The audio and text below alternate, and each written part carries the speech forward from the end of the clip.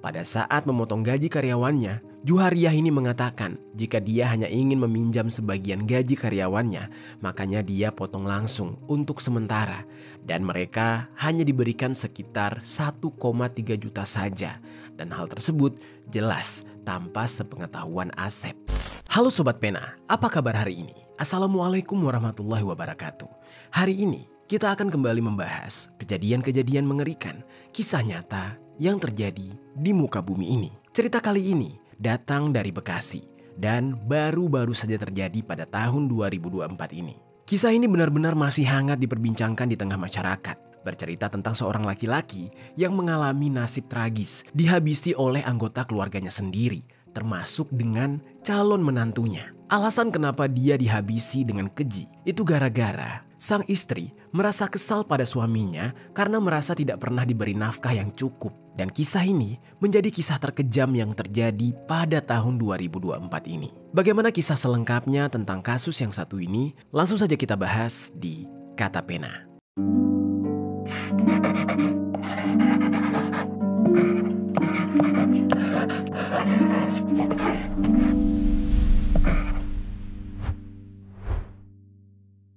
Terlilit utang, seorang istri bersama putri dan calon menantu di Kabupaten Bekasi, Jawa Barat tega membunuh suaminya sendiri. Korban dibunuh agar pelaku dapat menguasai akun pinjaman online korban demi bisa mendapatkan uang puluhan juta rupiah. Para pelaku lalu merekayasa korban seolah-olah korban meninggal akibat sakit yang dideritanya.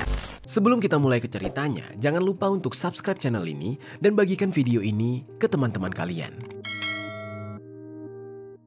Cerita ini dibuat berdasarkan berita yang sudah beredar dan diterbitkan oleh beberapa media publik yang aku sajikan dan aku rangkum dalam bentuk alur cerita. Kita mulai ceritanya. Jadi di sebuah daerah, tepatnya di Kampung Serang, RT 003 RW 004 Desa Taman Rahayu, Kecamatan Setu, Kabupaten Bekasi, hiduplah seorang laki-laki yang bernama Asep Saipuddin. Usianya sudah 43 tahun. Asep ini hidup di sebuah rumah sederhana bersama dengan sang istri yang bernama Juhariah yang berusia 45 tahun. Dari pernikahan keduanya, mereka dikaruniai 3 orang buah hati. Yang pertama adalah putrinya yang bernama Sylvia Nur Alfiani yang usianya 22 tahun. Sementara yang kedua dan ketiga tidak disebutkan dengan jelas identitasnya, yang mana dikatakan masing-masing sudah berusia 12 dan juga 4 tahun. Di dalam kesehariannya, Asep ini dikenal sebagai laki-laki yang sukses. Dia merupakan seorang bos aksesoris ternama di kotanya. Bisnisnya sangat berkembang pesat, menjadikan dia hidup berkecukupan bersama keluarganya. Setiap hari, toko aksesorisnya itu ramai dikunjungi pelanggan. Dan dari usahanya tersebut, Asep juga mampu memperkerjakan banyak karyawan dengan memberikan gaji kurang lebih 4 juta rupiah kepada setiap karyawannya. Lalu sobat, Asep juga tergolong orang yang sederhana. Meskipun dia memiliki banyak uang, namun dia tidak pernah terlihat memamerkan kekayaannya. Berbeda dengan sang istri yang bernama Juhariah, dia sangat menyukai barang-barang mewah. Setiap harinya, Asep memberikan nafkah sebesar 100.000 rupiah kepada Juhariah untuk kebutuhan sehari-hari di rumah tangga mereka. Namun di saat itu, Juhariah merasa tidak puas. Dia merasa tidak cukup dengan uang tersebut. Gaya hidupnya yang tinggi membuat dia selalu menginginkan lebih. Juhariah bahkan sering merasa iri melihat teman-temannya yang bisa berbelanja barang-barang mewah tanpa batas karena diberikan uang yang cukup oleh suami mereka. Kurangnya nafkah yang diterima oleh Juhariah akhirnya membuat dia kemudian nekat menghalalkan segala cara untuk mendapatkan uang tambahan. Dia sampai rela meminjam uang kepada temannya untuk memenuhi gaya hidupnya. Jumlahnya juga tidak sedikit, lumayan banyak. Dan tidak sampai di situ, dia sampai-sampai berani memotong gaji karyawannya Asep yang seharusnya karyawannya itu dibayar 4 juta rupiah. Tapi Juhariah yang bertugas memberikan gaji kepada karyawannya hanya diberikan gaji tidak sampai setengahnya. Saat itu para karyawannya merasa kesal, namun mereka tidak berani membantah. Pada saat memotong gaji karyawannya, Juhariah ini mengatakan jika dia hanya ingin meminjam sebagian gaji karyawannya, makanya dia potong langsung untuk sementara. Dan mereka hanya diberikan sekitar 1,3 juta saja. Dan hal tersebut jelas tanpa sepengetahuan Asep. Namun di samping itu, sebenarnya Juhariah juga sering meminta uang lebih kepada suaminya. Dan bahkan dia juga sering kali meminta tolong kepada suaminya untuk membayarkan hutang-hutangnya kepada teman-teman yang dia pinjami. Namun di saat itu, Asep sudah melihat kalau istrinya ini sangat boros dan dia kepikiran ingin membuat efek jera kepada sang istri agar tidak sembarangan meminjam uang. Lantas, Asep di saat itu meminta istrinya untuk pintar mengelola keuangan.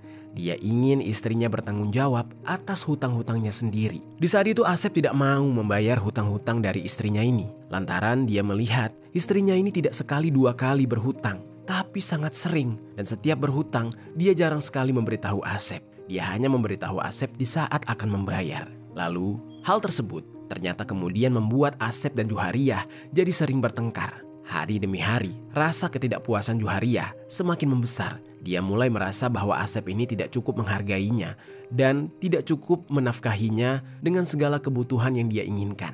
Lalu, pertengkaran di antara mereka pun semakin sering terjadi. Hampir setiap malam, rumah mereka dipenuhi suara pertengkaran. Asep yang merasa lelah dengan perseteruan tersebut, sering sekali memilih untuk mengabaikan Juhariah dan berfokus pada pekerjaannya saja. Juhariah yang merasa semakin terabaikan mulai memendam rasa sakit hati. Dia dendam kepada suaminya. Dengan rasa dendam yang semakin besar, Juhariah pun mulai merencanakan sesuatu untuk memberikan pelajaran kepada Asep. Namun di saat itu, dia masih bingung harus melakukan apa. Setiap kali dia mencoba memikirkan cara untuk melukai suaminya, hatinya bimbang. Lalu di sisi lain sobat, ternyata Asep ini tidak hanya bermasalah dengan sang istri. Dia juga bermasalah dengan anaknya, yaitu anak pertamanya yang bernama Sylvia. Mungkin kalian bertanya-tanya ya sobat, permasalahan apa yang sebenarnya terjadi? Jadi sobat, Sylvia ini ternyata sudah punya kekasih. Kekasihnya tersebut bernama Hagisko Pramada yang usianya masih sama-sama 22 tahun. Pacar dari Sylvia ini sering dipanggil dengan nama Prama. Dan Prama ini merupakan seorang mahasiswa di salah satu kampus yang ada di Depok dan mengambil jurusan IT. Orang tuanya adalah orang yang terpandang, yang mana orang tuanya tersebut merupakan guru serta kepala sekolah di salah satu sekolah yang ada di Depok. Sudah hampir 5 tahun, Prama dan Sylvia menjalin hubungan. Di mata Sylvia, Prama adalah pria yang baik dan penuh perhatian, dan selalu ada untuk Sylvia di saat-saat dia sedang sedih ataupun bahagia. Mereka berdua sering bertemu di rumah Sylvia, menghabiskan waktu bersama. Namun kebahagiaan mereka selalu dibayangi oleh satu hal, yaitu Asep, ayah dari Sylvia. Yang mana dikatakan ternyata Asep ini tidak merestui hubungan anaknya tersebut. Entah apa alasannya, namun mungkin saja karena Asep ini merasa Prama tidak cukup baik untuk Sylvia. Dan setiap kali Prama datang ke rumah mereka, Asep selalu saja memasang wajah tidak mengenakan dan terkesan jutek terhadap laki-laki tersebut. Lama-kelamaan, Sylvia dan Prama pun merasa kesal dengan sikap ayahnya. Mereka berdua sering mengeluh tentang hal ini. Dan sering sekali, Prama berkata, sayang, kenapa sih ayah kamu tuh gak bisa seneng ngelihat aku ya? Apa sih kurangnya aku? Keluh Prama suatu hari saat mereka sedang duduk di ruang tamu rumah Sylvia. Sylvia di saat itu hanya bisa menggelengkan kepala. Dia merasa frustasi dengan situasi yang dia hadapi. Lalu dia jawab, aku juga gak ngerti sama ayahku, aneh. Lalu mereka berdua tahu bahwa untuk bisa melanjutkan hubungan mereka ke jenjang yang lebih serius, restu dari Asep sangatlah penting. Dan setiap kali Prama datang, Asep selalu memandangnya dengan tatapan yang tajam. Dia tidak pernah menyambut Prama dengan senyuman ataupun sapaan hangat. Lalu situasi ini ternyata membuat Sylvia lama-kelamaan menjadi semakin tertekan. Dia mencintai Prama dan ingin hidup bersama Prama. Namun dia juga tidak ingin mengecewakan sang ayah. Jadilah di saat itu, Sylvia merasa terjebak di antara dua pria yang paling penting di dalam hidupnya. Pernah di suatu hari, saking Sylvia ini pusing harus berbuat apa, dia pun berkata kepada Prama, Aku harus gimana ya Pram? Aku sayang sama kamu, tapi aku juga gak mau ngelawan ayahku, kata Sylvia. Lalu Prama yang sudah terlanjur jatuh cinta kepada Sylvia, dia tidak mau mereka berpisah. Kemudian Prama pun mulai kepikiran untuk menyingkirkan ayah Sylvia dengan cara menghabisi nyawanya karena dia sudah sangat merasa kesal dan takut kehilangan Sylvia. Di saat itu, pikiran tersebut hadir dengan sendirinya. Memang pada awalnya Prama sempat ragu karena itu terlalu nekat. Namun lama-kelamaan Prama sudah mantap dengan keputusannya. Dia pun mulai mengungkapkan rencananya tersebut kepada Sylvia. Lalu ketika Sylvia mendengar perkataan dari Prama yang mana dia ingin mengeksekusi ayahnya, dia merasa kaget. Namun dia juga mewajarkan kenapa pacarnya berpikiran seperti itu. Karena ini semua menurutnya adalah salah sang ayah. Jadilah di saat itu, dia pun lama-kelamaan jadi luluh dengan ajakan Prama. Dia mau diajak untuk menyusun rencana menghabisi nyawa Asep, ayahnya. Lalu Sylvia memberikan ide kepada Prama. Dia mengatakan kalau ibunya, yaitu Juhariah, juga sering bertengkar dengan Asep. Mereka ingin memanfaatkan kesempatan tersebut dengan mengajak Juhariah ikut dalam rencana eksekusi kejam ini. Lalu di sisi lain, Juhariah yang memang sejak awal sudah menyimpan dendam kepada suaminya, diajak oleh anak dan calon menantunya untuk menghabisi nyawa Asep. Dia langsung menerima ajakan tersebut. Di saat itu Prama mengusulkan untuk meracuni Asep saja sebagai cara yang paling efektif untuk menghabisi nyawanya. Lalu mereka bertiga pun menyusun rencana ini dengan sangat hati-hati. Cukup lama mereka merencanakan aksi tersebut. Mereka menghabiskan waktu kurang lebih selama 10 hari. Lalu singkat cerita, hingga dirasa perencanaannya sudah matang. Tepat pada tanggal 24 Juni tahun 2024, Juhariah dan Sylvia membeli sebuah minuman kemasan lalu meraciknya. Mereka di saat itu mencampurkan susu soda dengan cairan beracun. Setelah meracik minuman tersebut, Sylvia yang berniat memberikan minuman itu kepada Asep awalnya sempat merasa ragu dan juga hibah hati melihat ayahnya. Saat dia melihat wajah sang ayah, hatinya terenyuh. Dia tidak tega melakukan hal itu dan akhirnya dia mengurungkan niat tersebut, membatalkan niat untuk meracuni sang ayah. Lalu dia kemudian langsung membuang minuman itu. Ternyata hal tersebut membuat Juhariah, sang ibu, dan juga pacarnya Prama menjadi marah. Mereka berdua kemudian memaki-maki dan memarahi Sylvia. Sylvia di saat itu hanya bisa tertunduk. Dia merasa bersalah. Lalu, tanpa ambil pusing, mereka pun kemudian menyusun ulang rencana tersebut. Pada tanggal 25 Juni tahun 2024, tepatnya keesokan harinya, mereka pun mencoba lagi untuk meracuni Asep dengan mencampurkan bubuk pencuci pakaian ke dalam minuman kemasan. Namun, usaha tersebut ternyata kembali gagal. Yang mana, ketika Sylvia menawarkan minuman itu kepada sang ayah, ternyata ayahnya tidak meminum minuman tersebut. Dia menyadari ada yang tidak beres dengan minuman itu, lalu dia membuangnya. Pada saat itu, Asep tidak merasa curiga dengan anaknya. Dia menganggap mungkin saja minuman itu sudah kadaluarsa. Makanya Asep hanya menyuruh Sylvia untuk membuang minuman tersebut karena baunya sudah sangat menyengat. Lalu aksi mereka pun kembali gagal. Kegagalan tersebut membuat pacar Sylvia, yaitu Prama, menjadi sangat kesal. Yang mana dia akhirnya memutuskan untuk mengambil tindakan lain. Dia merasa menghabisi Asep dengan memakai racun tidaklah efektif. Prama pun akhirnya merencanakan untuk melakukan eksekusi secara langsung dengan tindakan yang paling sadis. Di saat itu dia kembali mengutarakan rencananya tersebut kepada Juhariah dan Sylvia. Lalu Sylvia dan Juhariah setuju dengan rencana Prama. Singkat cerita, keesokan harinya, Juhariah dan Prama serta Sylvia memulai rencana mereka. Di saat itu mereka berniat ingin melaksanakan aksi tersebut saat Asep tertidur pulas. Namun lagi-lagi usaha mereka gagal. Asep yang ternyata biasanya tidur lebih awal, tapi pada hari itu ternyata begadang hingga pagi, yang membuat mereka bertiga tidak memiliki kesempatan untuk menjalankan aksi kejinya. Lagi-lagi mereka bertiga kecewa. Namun meskipun kecewa, mereka tidak menyerah begitu saja. Mereka akhirnya memutuskan untuk mencoba lagi keesokan harinya. Akhirnya hari yang dinanti-nanti pun tiba. Tepat pada tanggal 27 Juni tahun 2024, Asep tidur lebih cepat. Setelah dia begadang sepanjang malam di malam sebelumnya, dia pun tidur dengan sangat lelap. Juhariah, Prama, Sylvia yang sudah siap dengan rencana mereka menyiapkan segala sesuatu untuk melaksanakan aksi mereka dengan harapan kali ini tidak akan ada halangan lagi.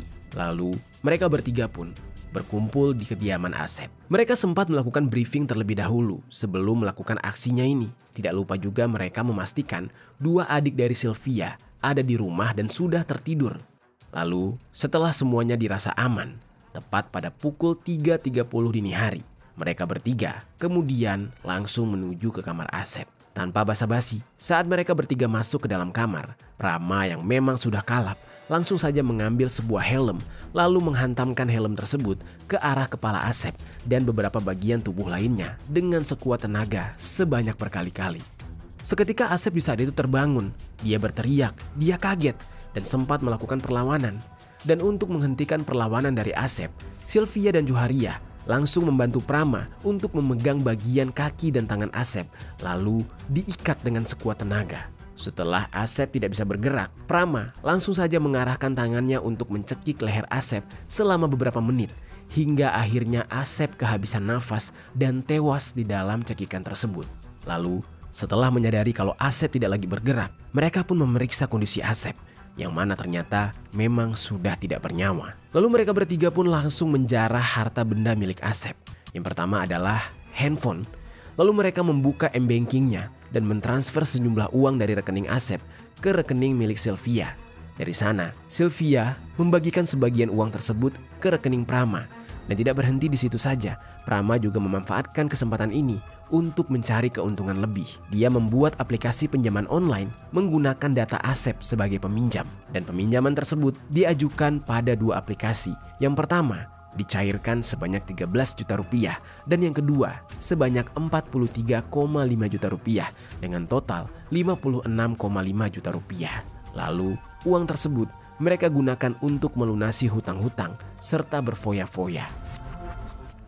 Lalu karena mereka tidak ingin dicurigai sebagai tersangka, mereka pun mulai mengatur skenario. Mereka mulai berpura-pura panik dan segera mengabarkan keluarga Asep tentang meninggalnya Asep yang secara mendadak. Di saat itu, mereka memberitahu keluarga Asep kalau Asep ini meninggal karena terbentur lemari. Entah melalui telepon atau secara langsung, namun yang jelas keluarga Asep di saat itu sangat terkejut. Karena Asep tidak sakit sama sekali tetapi bisa meninggal mendadak. Lalu adik-adik Asep yang bernama Ade Mulyana serta Ahmad Wahyudi segera bergegas menuju ke rumah Asep. Setibanya mereka di sana, mereka langsung menuju ruang tamu. Dan ternyata mendapati Asep tergeletak tanpa ada yang mengurusnya. Lalu Ade segera bertanya kepada Sylvia apa yang sebenarnya terjadi dengan sang ayah. Sylvia di saat itu menjawab dengan tenang, "Iya om, tadi mama sama bapak berantem, aku tidur. Tapi pas aku bangun, aku dengar mereka makin ribut. Aku lihat bapak sama mama saling dorong. Terus bapak dicekik dan sempat digigit tangannya. Akhirnya bapak didorong terus kena lemari. Ya makanya lebam-lebam," ucap Sylvia dengan segala alasannya. Lalu di saat dia menjelaskan, Sylvia ini berusaha terlihat sangat tenang, bahkan sempat tersenyum. Normalnya, jika seorang anak kehilangan orang tua, pasti dia akan menangis. Dan hal ini membuat Ade serta Ahmad jadi curiga. Namun, mereka menyimpan kecurigaan tersebut. Mereka juga heran karena Juhariah tidak ada di ruang tamu. Padahal seharusnya sebagai istri, Juhariah mendampingi suaminya yang sudah meninggal. Namun di saat itu, Ade dan Ahmad tidak berani menanyakan hal tersebut karena situasi keluarga yang sedang berkabung. Lalu saat mengurusi jenazah Asep, Ade merasa ada yang janggal. Mereka melihat adanya luka tidak wajar di beberapa bagian tubuh Asep yang tidak sesuai dengan kronologi yang diceritakan oleh Sylvia. Namun di saat itu, kecurigaan tersebut kembali disimpan oleh Ade. Dia berpikir tidak ingin berprasangka buruk terlebih dahulu sebelum ada bukti yang valid. Karena kejanggalan tersebut terlihat sangat jelas. Lalu, Ade pun berinisiatif mengamankan dompet serta handphone milik Asep tanpa sepengetahuan Sylvia dan Juhariah.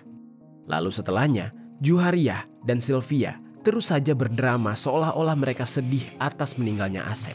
Pihak keluarga Asep masih ramai menemani Juhariah.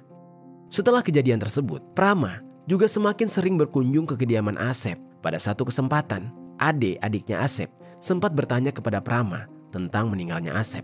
Terjadilah percakapan seperti ini. Kamu pacar Sylvia ya? Sylvia ada cerita nggak ke kamu soal ayahnya meninggal? Tanya Ade. Lalu Prama menjawab, wah enggak pak, saya juga nggak tega nanyanya gimana kronologinya. Namanya lagi berduka, apalagi perempuan emosinya pasti belum stabil, ucap Prama dengan gugup. Dan untuk menghindari pertanyaan lebih jauh dari Ade, Prama di saat itu melanjutkan, oh iya pak, aku mau minta izin ajak Sylvia ke rumahku, mau ajak dia makan sama ibuku. Aku nyamperin Sylvia dulu ya pak, ucapnya sambil berlalu dari Ade. Kejanggalan ketiga dirasakan oleh Ade yang membuatnya semakin bertanya-tanya.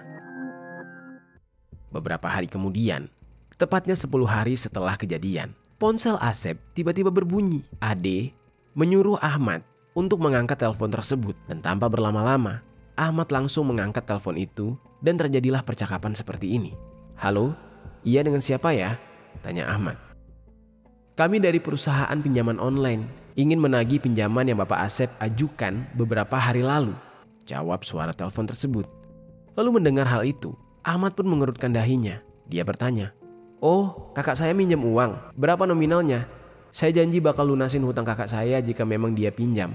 Kebetulan saat ini keluarga masih berduka karena kakak saya yaitu peminjam atas nama Asep baru saja meninggal dunia.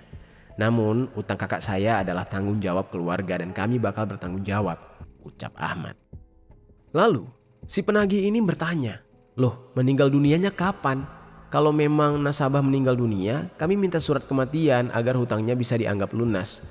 Hutang di aplikasi sebanyak 13 juta rupiah dan dipinjam tanggal 27 Juni tahun 2024 sekitar jam 7 pagi, ucap penagih tersebut. Lalu hal ini semakin janggal.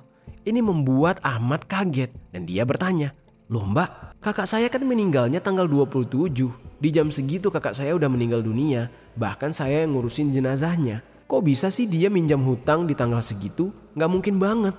Lalu karena merasa ada yang tidak beres, penagih pinjaman online tersebut menyarankan agar pihak keluarga melakukan pengecekan agar tidak terjadi hal-hal yang tidak diinginkan atau penyalahgunaan data.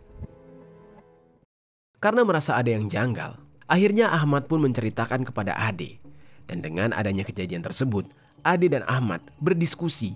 Ade juga mengatakan dia sempat melihat adanya kejanggalan, yang mana akhirnya mereka berdua kemudian melaporkan kejadian tersebut kepada pihak kepolisian pada tanggal 11 Juli tahun 2024. Ade dan Ahmad menjelaskan semua kejanggalan yang mereka rasakan dari awal kematian Asep hingga di hari ketika mereka melapor. Pada saat itu, pihak kepolisian meminta kartu ATM Asep dan meminta memberikan password untuk memeriksa cek mutasi rekening Asep. Dan beruntungnya, pada saat itu Ade sempat mengamankan dompet Asep. Yang kebetulan juga, Ahmad ternyata mengetahui kata sandi ATM-nya Asep karena sempat diminta tolong oleh Asep untuk mengembalikan uangnya ke ATM.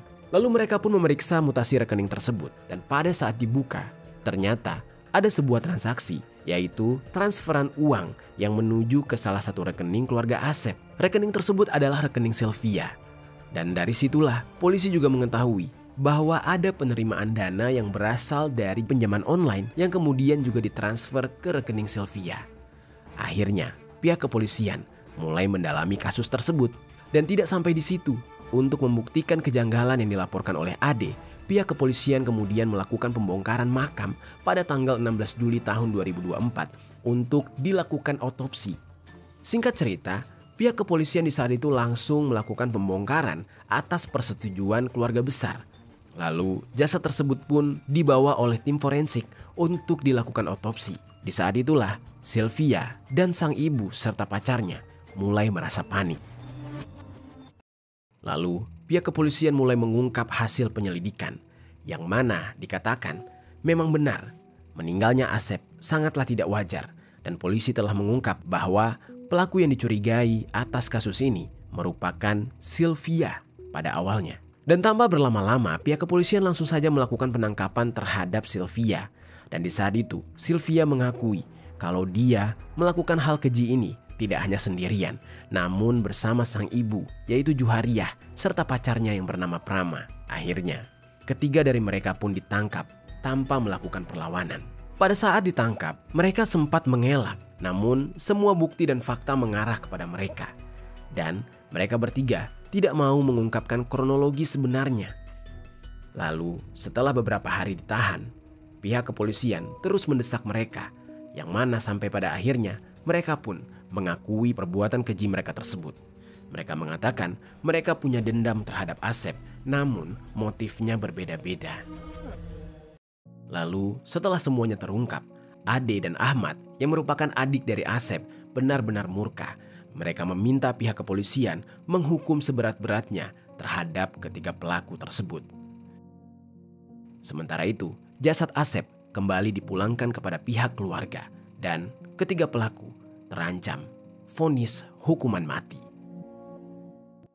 Itu dia sobat, kisah malang dari Asep, seorang ayah yang baik dan suami yang bertanggung jawab, namun harus berakhir di tangan keluarganya sendiri. Apa pelajaran yang bisa kita ambil dari kisah ini?